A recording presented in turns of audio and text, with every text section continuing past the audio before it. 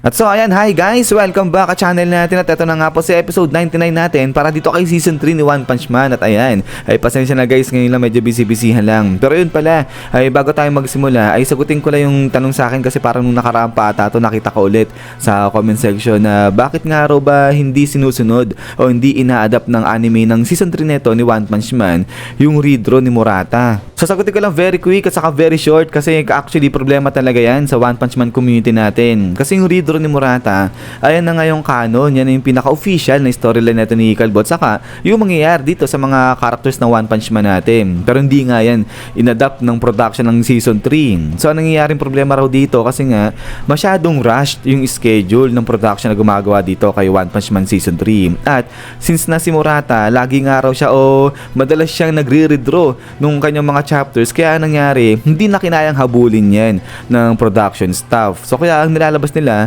yung mga lumang version na nagawa o na drawing na ni Murata. At bukod pa dyan, yung budget para dito kay season 3 ni Calbo, masyadong maliit nga lang daw. So kumbaga, nangyayari ganito. Itong production ng season 3 ni One Punch Man, nagawa na nila, na-animate na nila yung mga dati na nakita nga nila na drawing ni Murata. So now, dahil nga sa kulang yung budget nila, nung naglabas na si Murata ng redraw niya, ay wala na, hindi na nahabol na ito ng production ng One Punch Man. Kasi nga, magre-reanimate ulit sila, gagawin ulit nila yung animation.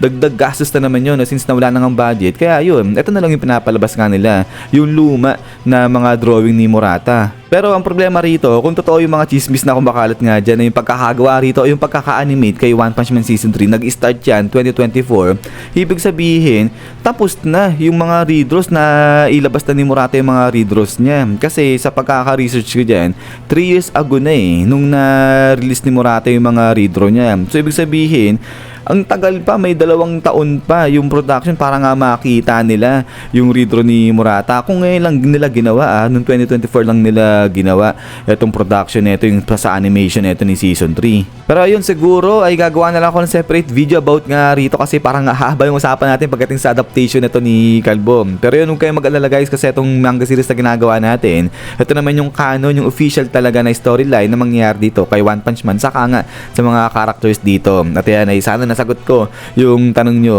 So yun naman, at ayan, huwag na nga natin patagalin pa.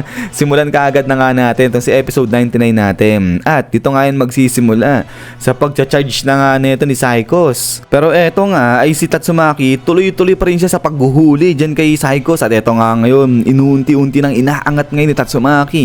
Etong si Psychos, but then maya-maya pa, ayun, umangat na nga etong si Psychos. Pero yun, nagalit na itong babae na to at tingin siya sa taas. Sabi niya nga dyan na imposible, hindi magagawa ni Tatsumaki na hatakin siya mula doon sa taas kasi nga masyadong malayo yung distansya nila. Pero eto nga, ngiti-ngiti dyan si Tatsumaki at ayun, parang grinab niya rito etong si Psychos at then spang! Dito na-restrain niya ng tuluyan itong si Psychos at salita na itong si Tatsumaki. Sabi niya nga dyan, actually, madali lang talaga para sa kanya na hatakin itong si Psychos pataas kasi ang ginagawa niya nga lang daw dito para lang siya nang huli at saka nagkukulo ng isda. At then after nga niya is eto nga ngayon, labasan na yung mga ugat-ugat din sa ulo ni Tatsumaki. Sabi niya nga dyan, huli ka ngayon, halika rito, makyat ka rito, sabi niya ganyan. At eto nga, pagkahatak ngayon dyan ni Tatsumaki kay Psychos is boom! Lipad ngayon dito pagkablis-blis itong si Psychos papunta dun sa taas. Pero eto nga, pumalag dyan si Psychos at eto, nakawala siya sa pagkaka-restrain sa kanya ni Tatsumaki. So eto na, gulat itong si Tatsumaki. At eto nga, sigaw ngayon si Psychos. Sabi niya nga dyan, hindi, ikaw ang bumaba rito, sabi ng ganyan. At eto nga ngayon, spang!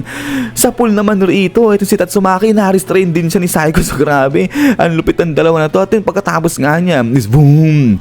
Dito na nga ngayon, nagkahatakan yung dalawa. So yun si Psychos mula doon sa may baba. At etong si Tatsumaki naman, dito sa may itaas. At din ay pagkatapos nga nito, ay biglang talo naman dito yan. Sa may side muna nila sa Itama. At eto nga, kala mo nagre-relax. Etong si Calbo, kala mo nagtuturo siya At eto nga, biglang sabi niya sa halimaw, talagang kakaiba etong lugar na to i-tour guide mo kami para kang tour guide. Sabi niya ganyan, tour guide sa bus. At eto nga, pinapawis yung halimaw at maya-maya ay sumagot naman siya. So wala siyang magawa kasi nga ang lakas na itong dalawa Pero ito, sabi niya nga rito, dito banda sa may kanan nyo, ang makikita niyo dyan is boom! Biglang lumabas naman dito ito nga si Psycho sa may kanan nila. So kaya nga ito talagang gulat na gulat, natakot pa yung halimaw. At ito nga, sabi ni Saitama, teka lang, tao yun At then pagkatapos nga niya, ay eto nga ngayon tuloy sa pagkahatakan dyan yung dalawa. Ayun, dito sa may bandang kanan nga, si Tatsumaki galing sa may taas at eto sa may baba, eto ang si Saikos. At eto nga ngayon, malapit na magpang-abot, mag-clash etong dalawa at pagkatapos nga niya, boom! Dito na nga ngayon tuloy ang nagbangga na itong dalawa. So grabe, itong si Tatsumaki tatawa-tawa lang habang itong si Saikos galit na inis na nga siya. At pagkatapos nga niyan, ay dito na nga parang nag-discharge itong dalawa. Ang daming mga kuryente yung nagsilabasan dahil nga sa impact ng pagka-clash nila rito. At ito nga, kumalat na yung mga kuryente, halos tamaan yung mga halimaw na nasa paligid nila. But then maya-maya pa, ito nga, naghiwalay na muna rito itong si Tatsumaki saka nga itong si Saikos. At ito nga ngayon talagang gigil na gigil. Etong si Saiko sabi niya nga dyan kay Tatsumaki na eto na yung araw ng pagkatalo ni Tatsumaki at nagkakamali siya dahil hinatak niya pa, nilabas niya etong si Saikos dyan. Pero ito nga salita lang si Tatsumaki, parang wala lang sa kanya. Sabi niya nga dyan na tumigil na itong si Saikos, ibahin niya na yung pag-iisip niya ganyan, malabo, hindi siya matatalo. Pero ito nga, biglang sabi nga ni Tatsumaki na alam niya bukod sa isang hostage na bata, may isa bang bata rito sa Master Association. So ngayon, nasa na raw yung bata na yun.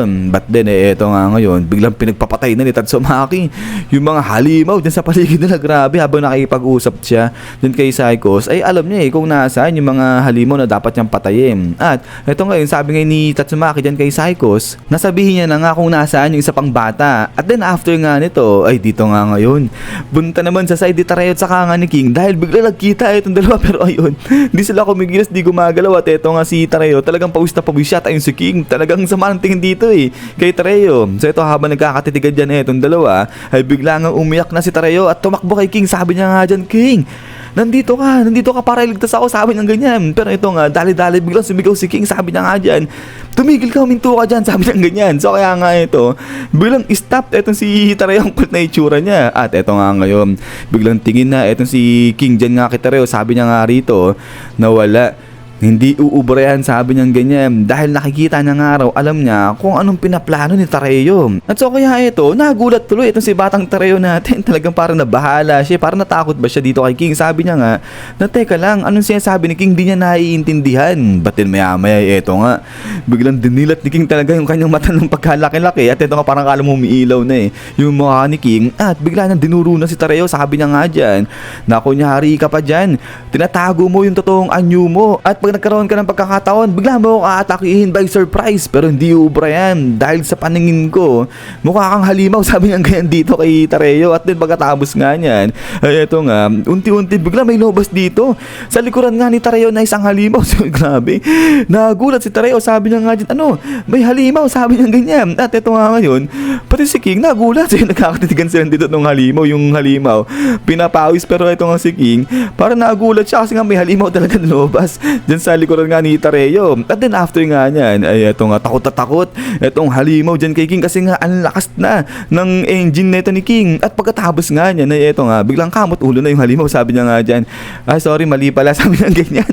At ito sabi niya nga dyan, may lakad siya kaya alis muna siya. Pero yun, sabi nga dito ng halimaw, paano siya nagawang makikita ni King? Totally invisible siya so kaya dapat di siya makikita ni King. Pero yun, ang lupit nito ni King, kahit siya nagulat hindi niya alam may halimaw pala talagang kasama etong si Tareyo. But yun nga, ay umalis na nga rito itong halimaw. At pagkatapos nga niya, ay eto nga, katahimikan muna dito sa dalawa na yan.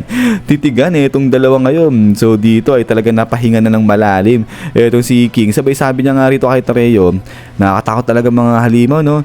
Hawak tayo kamay, sabi niya ganyan, gusto mo ba holding hands daw muna? Mag-hold hands daw sila. Pero ito nga, sabi ni King to ni Tareyo, o sige, salamat daw. At ito, naghawak nga lang kamay itong dalawa na to. At then pagkatapos nga niyan, is yan guys, so hanggang dito lang ito sa episode 99 natin. At ayan, bumanat na naman itong si King natin. Grabe, napakalupit talaga nito ni King. Di mo sinasadya nakakita ng halimaw, nakakapagtaboy ng halimaw At ayun, ibanda naman kay Tatsumaki sa nga kay Saikos ay nabibuild up na rin yung action sa pagitan ng dalawa na yun. Yun nga guys, ay ulit maraming salamat. At doon naman nga sa side ni Tatsumaki ay nagbibuild up na rin yung laban nila, yung action sa pagitan nilang dalawa ni Saikos. Pero yun nga guys, ay ulit ay maraming salamat sa panonood dito, sa pag-support sa channel nga natin. At yan, sana kung natripan nyo pala itong video natin, huwag nyo kalimutan mag-iwan ng like. Sino naman, so lagi mag-ingat. God bless nyo lahat at kita-kits tayo ulit.